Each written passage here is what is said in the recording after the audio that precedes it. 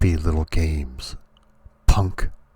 Hello, fellow Patman on Batman fans. Patman QC here once again as we continue our series with Part 5 on the history of Batman Returns. We only have a few games left, and so far I hope you've enjoyed the journey as much as I've enjoyed making it. So without further ado, let's keep it going with the history of Batman Returns for the Nintendo Entertainment System. Ask any retro gamer what the name Konami means, and I'm sure you'll see a wave of nostalgia come across their face. The company had been around since the 70s, and all throughout the 80s were the masters of their domain when it came to games, especially on the Nintendo Entertainment System. It didn't matter if it were sports games,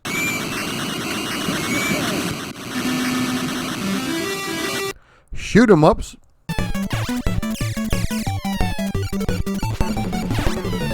run and guns, or action adventures.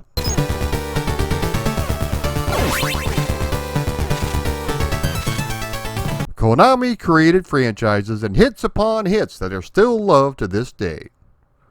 As previously mentioned, Konami received the full license to release games based upon the 1992 movie Batman Returns, which I'm sure did not come cheap.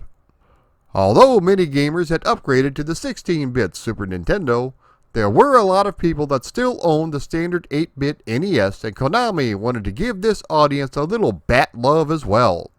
Since the Super Nintendo version was so well received, they wanted to create a downscaled version for the 8-bit NES, but with the obvious changes in graphics and sound. They had wanted the playability to remain as close as possible to its big brother, but didn't think the aging NES architecture could pull it off.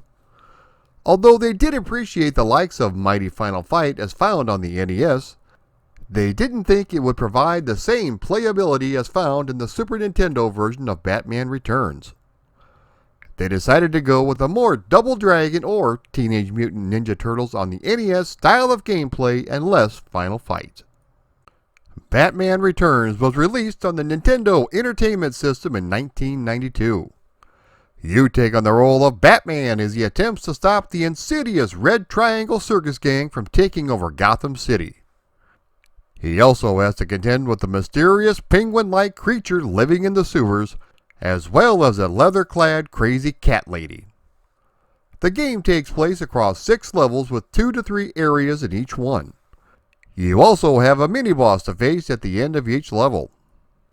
The level layout is very similar in structure to the movie, including 2 driving sections involving the Batmobile and the Bat Ski Boat.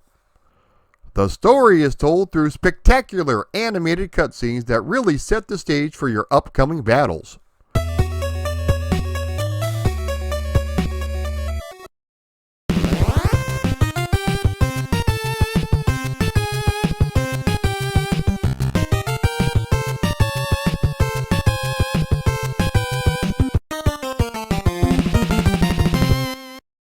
Anyone who is familiar with the Super Nintendo's controls will feel right at home here because they are pretty much the same, although not quite as robust. You have a standard punch, jumping kick, slide kick, and a block, although I found just dodging the attacks more useful. Batman can still take damage while blocking, so it's best just to avoid. And finally, the spin cape attack, which uses a small portion of your energy every time you use it, but it is the most powerful move in Batman's arsenal. You do have a basic punching combo, which you will see a lot of in this game. The wonderful toys are back, including batarangs, grappling hook, which can be used to reach hard-to-reach places or even knock an enemy off a ledge above you.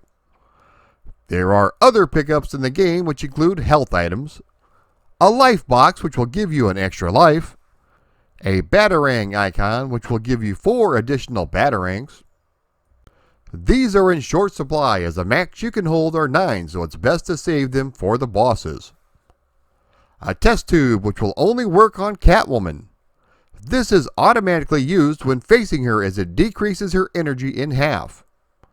A bat disc, which is used in the Batmobile section, and a coin which is only found on the Bat Ski Boat section.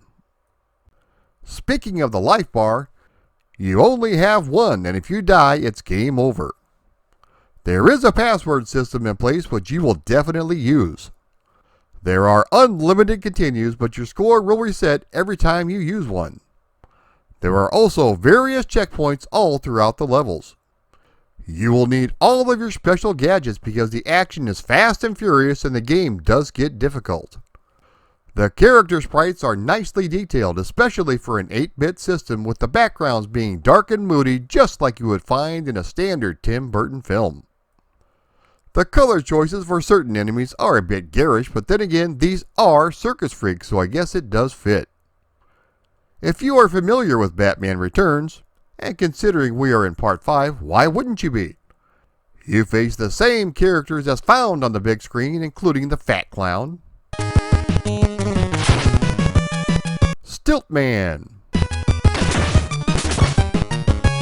Fire Breather, Thin Clown, Tattooed Strongman, Bazooka Clown, Skeleton Motorcycle Gang, Knife Ladies, and more. If I have one critique about the enemies, is their arrangement. At the most, you will face 3 enemies at the same time, but they are all the same 3 types of enemies. For example, you may face 2 Fat Clowns, and after defeating these 2, you will face 2 Thin Clowns. Despite having the full Batman Returns license, Konami did not use Danny Elfman's theme, instead going for a more high-energy style of music which sounds good and fits in perfectly with the faster style of gameplay. As I mentioned, the cutscenes are really well done and actually expand upon the story from the movie. You can grapple up to certain windows and listen in on conversations which will reveal the location of hidden power-ups and also where the Ice Princess is being kept. It's not a big change over the Super Nintendo version, but it does help differentiate it. The 6 stages you encounter are Gotham Plaza,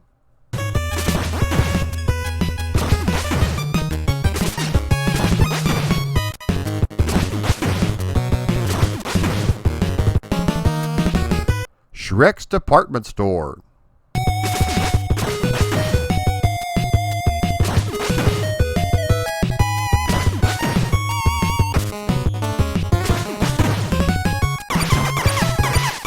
Save the Ice Princess,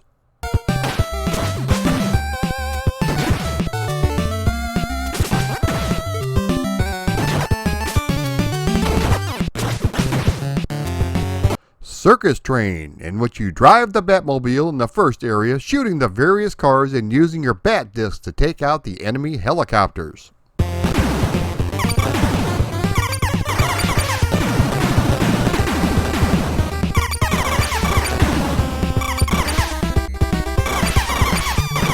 The Penguin's Army,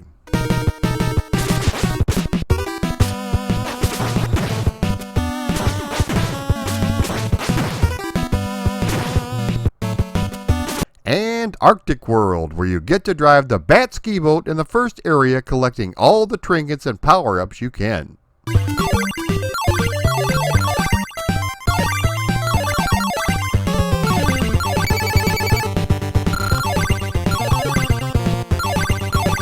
The various bosses you will encounter are the Tattooed Strongman,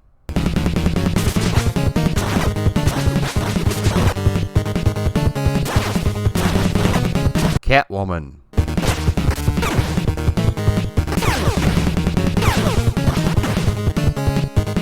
the Sword Swallower,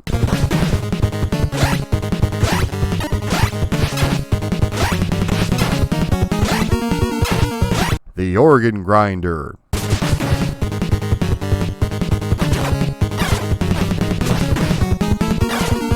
the Penguin's Duck Vehicle,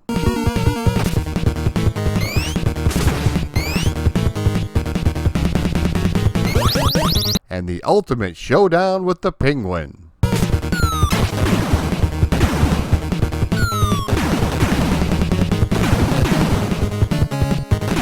If you're able to defeat the penguin, you are treated to a nice animated ending worthy of the Konami name. If you can beat the game without continuing, you do get a slightly longer ending with one extra scene.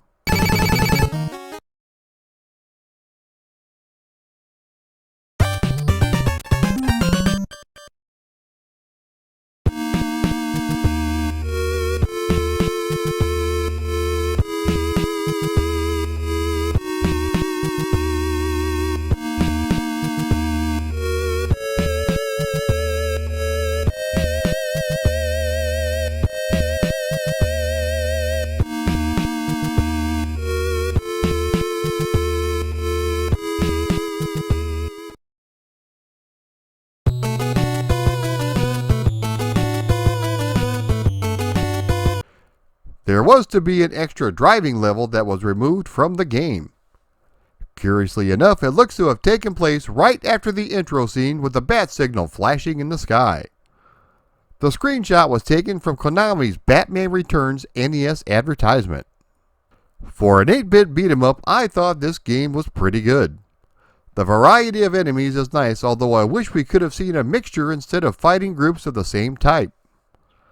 The driving levels are very good and help break up the monotony. Some people complained about the music, but I thought it was fine and went along with the style of gameplay Konami were presenting.